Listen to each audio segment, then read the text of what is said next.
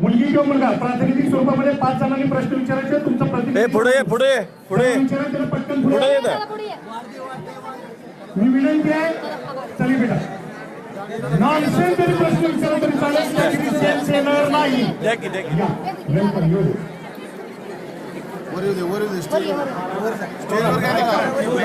राजकारणीच्या अंतर्गत मतभेदांमधून तुमचं काय मत आहे?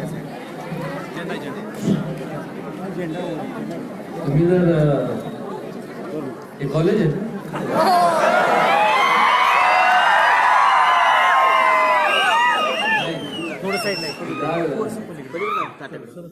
म्हटलं एज्युकेशनची संबंधित आपण प्रश्न विचाराल. आतापासूनच एवढा इंटरेस्ट आहे, जास्त इंटरेस्ट आपण आपल्या अभ्यासात घेतला तर बरं होईल.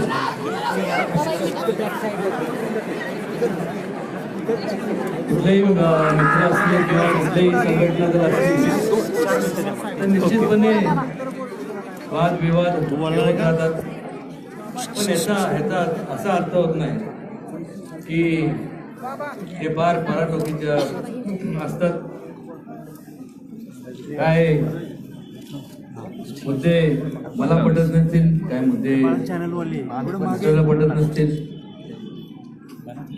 आणि त्याच्यातनं एक समन्वयाचा मार्ग निघतो, तो नेहमीच निघत असतो. केवळ निवडणुकीपुरता हा मर्यादित विषय नाहीये. प्रत्येकाच्या आयुष्यामध्ये तुमचा जो ग्रुप असेल, तुमचा म्हणजे तुमचे मित्रमंडळी असतील, तुमच्यामध्ये सुद्धा जे मतभेद होतात त्यातनं सुद्धा कधी कधी काही दिवस अबोलपणा असतो, त्यातनं मार्ग निघतो. असाच एक काही प्रकार तो आहे. धन्यवाद. एक दिदी चालली आहे, पण तुमच्या तरुणाईसाठी एक सगळ्यात प्रश्न महत्वाचा आहे का दिदीने विचारला, फक्त म्हणजे मी माईकवर बोलत नाही, युवकांच्या साठी युवती या संपूर्ण सातारा शहरात गेले 5 वर्ष ते 6 वर्षापासून प्रामुख्याने मी प्रयत्न करतो की IIT, IIM, agricultural university, skill development आणि या पुढच्या 5 वर्षामध्ये प्रामुख्याने एक प्रकारचं एक सेंटर मी उभं करणार आहे. तिथं वेगवेगळ्या लँग्वेजेस तिथं शिक्षण आपल्याला प्राप्त होईल. डिजिटल लायब्ररी, त्याचबरोबर स्किल डेव्हलपमेंट, जॉब असिस्टन्स, हे एक प्रकारचे एक सेंट्रलाइज हब आपण चालू करणार आहोत. तुम्ही सर्वांनी या स्टुडंट जरी असला तर तुम्ही आज सर्वजण व्हर्च्युअल जगात राहताय. या दिवशी तुमच्या डिग्री मिळेल आणि ही गेट आहे ना, त्या गेटच्या बाहेर जेव्हा तुम्ही डिग्री घेऊन जेव्हा बाहेर पडाल,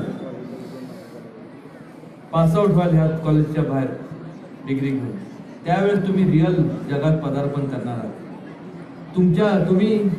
तुमच्याकडं तुमचं संपूर्ण कुटुंब, मग मुलगा असू दे किंवा मुलगी असू दे, एक आधार स्टेज आहे केंद्रात आणि राज्यात. ह्या संपूर्ण खास करून केंद्रात जे लोक सत्तेत आहेत ते अत्यंत चुकीचे धोरणं राबवले गेले, आणि त्याच्यामुळं झालं काय तर मोठ्या प्रमाणावरती ॲडव्हर्टाइजमेंट केली गेली, मार्केटिंग केलं गेलं लोकांची. आणि खास करून तरुणांना वाटलं वाव काय ॲडव्हर्टाइजमेंट, ह्या मार्केटिंग आणि ते युगच ॲडव्हर्टाइजमेंट आणि सोशल मीडिया आणि तुमच्या संपूर्ण सोशागिरीचं युग आहे. पण एक लक्षात घ्या, आपण 21व्या शतकाकडे वाटचाल करत आहोत, 21st सेंचुरी. आणि जेव्हा आपण 21st सेंचुरीचा विचार करतो त्यावेळेस मोठ्या प्रमाणाची स्पर्धा वाढलेली आहे. नाही उच्चांक मार्गाने तुम्ही डिग्री मिळवाल त्याबद्दल माझ्या मनात मात्र शंका नाही. पण पुढं काय, आज यांनी जे ध्येय धोरण राबवलेत केंद्र सरकारांनी, त्याच्यामुळे आज परिस्थिती बघा ना. 3 शिफ्ट मध्ये औद्योगिक क्षेत्राची जर तुम्ही परिस्थिती पाहिली, काय झालं? 3 शिफ्ट मध्ये चालणारे कारखाने आज बंद अवस्थेत पाहायला मिळतात. त्याचबरोबर काय जेमतेम चालू आहेत, बेकारी वाढली, ले ऑफ दिले गेले. तीच अवस्था कंस्ट्रक्शन इंडस्ट्री, त्याच्यावर अवलंबून असते इंजिनियर. मग तुमचे आता कॉमर्स आहे, कॉमर्सहून तुम्ही जे काय पुढं CA BA जे काय तुम्ही कराल असे ते आता बेकार झाले. व्यापार GST मुळे एवढा अन्याय करत GST वाढवला गेला. व्यापारी वर्गाची तुम्ही अवस्था पहा, शेतकऱ्यांची दुरावस्था पहा. हे बोलण्याकरता मी बोलत नाहीये. these are facts of life. ही वस्तुस्थिती आहे. मान्य करा नाही तर करू नका, मतदान करा नाही तर करू नका. पण ज्या वेळेस तुम्ही मतदान करणार असे अनेक लोक तुमच्या समोर येतील, जसं मी आज तुमच्या समोर आलोय. पण तुमचा निर्णय तुम्ही घ्यायचा. स्वतःच्या प्रत्येकाच्या घरात आरसा असतो. स्वतः त्या आरशासमोर एकटं तुम्ही स्वतः उभं राहा आणि स्वतःला 1-3 प्रश्न विचारा. का, कशासाठी आणि कोणाला? तुमचं उत्तर, तुमचं प्रतिबिंब जे आहे, तुमचं इमेज आरशातलं, ते तुम्हाला उत्तर देईल, मला उत्तर मिळेल. आज डिग्री घेतल्यानंतर ऑलरेडी जे जॉबलेस झालेत ते संपूर्ण डब द्यायला आलेत. तुम्ही डिग्री घेऊन पुढे जाऊन करणार काय? आज डिग्री घेतली, ठीक आहे, तुम्ही शिक्षण प्राप्त, मी तुम्हाला डिमॉरलाइज करत नाही, तुम्ही शिक्षण प्राप्त करा. पण आतापासून त्याची तरतूद करा की तुम्ही बाहेर पडल्यानंतर तुमचं भवितव्य हे उज्ज्वल राहिलं पाहिजे. ही लोकशाही आहे. दर 5 वर्षानंतर निवडणुका या अटळ असतात. कोणाचं तरी कोण विजय होतं, कोणाचं तरी पराभव होतं, त्याला फार किंमत देऊ नका. पण आज यांनी जे घेतलेले चुकीचे ध्येय धोरण आहे हे कधीच म्हणणार नाही हे चुकीचे, कारण त्याचं ते समर्थन करणार. तर त्यांनी जर ते म्हणले हे चुकीचे आणि ते माघारी घेतले तर मग लोक यांना परत हे सत्तेतनं यांना बाहेर काढतील. त्यामुळे ते समर्थन करा. आणि जर तुम्हाला तुमचं भवितव्य पाहायचं असेल, उज्ज्वल पाहायचं असेल, या देशाचं भवितव्य प्रगती पाहायची असेल, तर आज या सत्तेत बदल घडवणं अत्यंत आवश्यक आहे. तुम्हाला काय वाटतं? सर्व पक्षांकडनं मला मागणी होती की तुम्ही आमच्याकडे या, तुम्ही म्हणाल ते आम्ही करायला तयार आहोत. मी आजपर्यंत काय केलं असेल, माझं कॉलेजचं शिक्षण संपल्यानंतर जेव्हा मी प्रथम सातारला आलो तर मी केलं, तर पहिल्यापासून फक्त मी कधी राजकारण केलं नाही, मी केलं तर समाजकारण केलं, आणि ते सुद्धा इश्यू बेस्ड पॉलिटिक्स केलं. इश्यू बेस्ड जे बरोबर आहे, जे बरोबर आहे ते बरोबर आहे, जे चुकीचं आहे ते चुकीचं आहे. आणि त्यामुळं उगीचच नाही म्हणत मी सांगतो, एक बार मैंने जब कमिट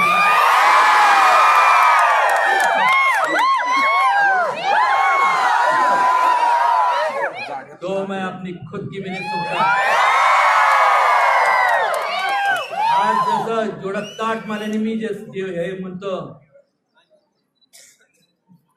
मला पण बघायचं आहे की आज असे या संपूर्ण राजकारणात आज किती लोक धाडसानी असं उघड सगळ्यांसमोर छाती डोकपणे असं म्हणू शकतात. कारण की तुम्हाला माहित आहे की जे सत्य ते म्हणू का शकत नाही, कारण लोक म्हणतील की तुम्ही काय म्हणताय, कारण की ही लोकशाहीतले तुम्ही राजात, तुम्ही लोक काय म्हणणार माहिती आहे का? त्यावेळेस तुम्ही एक म्हणाला होता, आता दुसरा म्हणताय. आणि सगळ्यात सोपी गोष्ट माहिती आहे काय? खरं बोलायचं. त्यामुळं आपल्याला माहिती आहे आपण खरं का बोलायचं, तर आपल्याला आठवावं लागत नाही की आपण काय बोललोय ते. मी नेहमी खरं बोलत असतो, त्यामुळं मला माहिती आहे मी काय बोललोय ते. ह्या लोकांनी आपण एवढं खोटं बोललेत की आपण त्यावेळेस त्यांना ती डायरी शोधायला लागते, आपण त्यावेळेस काय बोललो नेमकं आणि आता माझं नाही आलं का लक्षात? अजून काय प्रश्न मला नाही वाटत काय शिल्लक आहे. थोडंसं विचारून आता नाही झालं.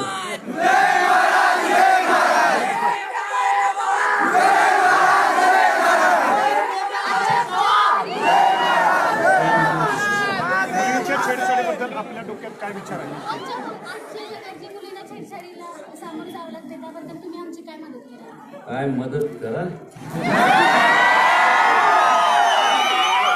तुम्ही फक्त येऊन माझ्या कानात सांगा मग बघतो त्याच्यात. खास करून या ठिकाणी मला मुलांना सांगायचं एक लक्षात घ्या. एक इंग्लिश मध्ये एक म्हण आहे, beauty lies in the beholder's eyes. एखादं सुंदर कोण असलं तर स्वाभाविक आहे, मी असं म्हणणार नाही तिकडे ओपन करून बघ आपण बघतोच, पण विकृती हा प्रकार चुकीचा. आणि एक ही विकृती ही घडता कामा नये, कारण ह्या प्रकारची विकृती जर अशी विकृती जर घडली तर एक आपण मनात लक्षात ठेवा, हीच विकृती जर आपल्या बहिणीबरोबर जर घडली, एवढी मनात एक कल्पना आणा म्हणजे बाकी काय सांगण्याची मला तरी आवश्यकता वाटणार नाही किंवा कोणालाच काय तुम्हाला सांगावं लागणार नाही. विचार फास्ट. काय पहिलं प्रेम कोणतं? अरे वा.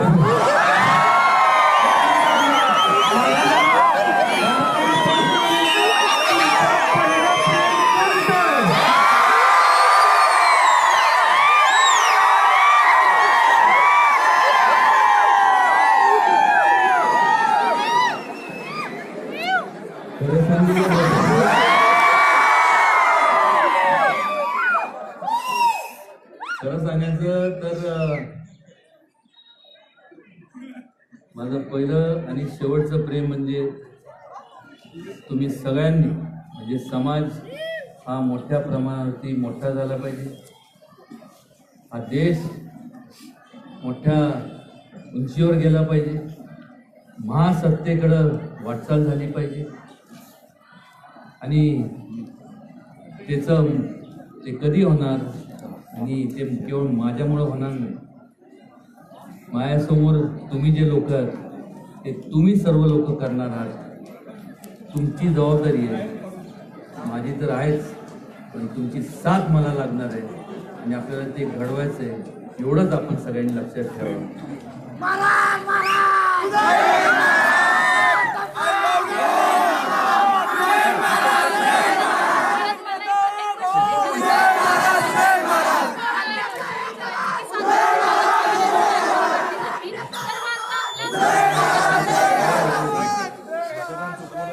सातारा जिल्ह्यातूनच जास्ती करून आर्मीमध्ये लोक आहेत आणि आता आपण पाहतोय अशी परिस्थिती झाली आहे की रिटायर झाल्यावर लोकांना ज्वेलरी शॉपमध्ये किंवा मग बँकेत जॉब करायला लागतं.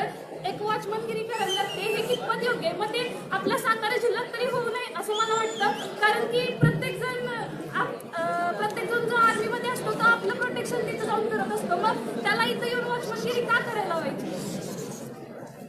तुम्ही मगाशी काय म्हणत आजच्या समोर उभं राहिल्यानंतर या सगळ्यांचं उत्तर तुम्हाला मिळणार आहे.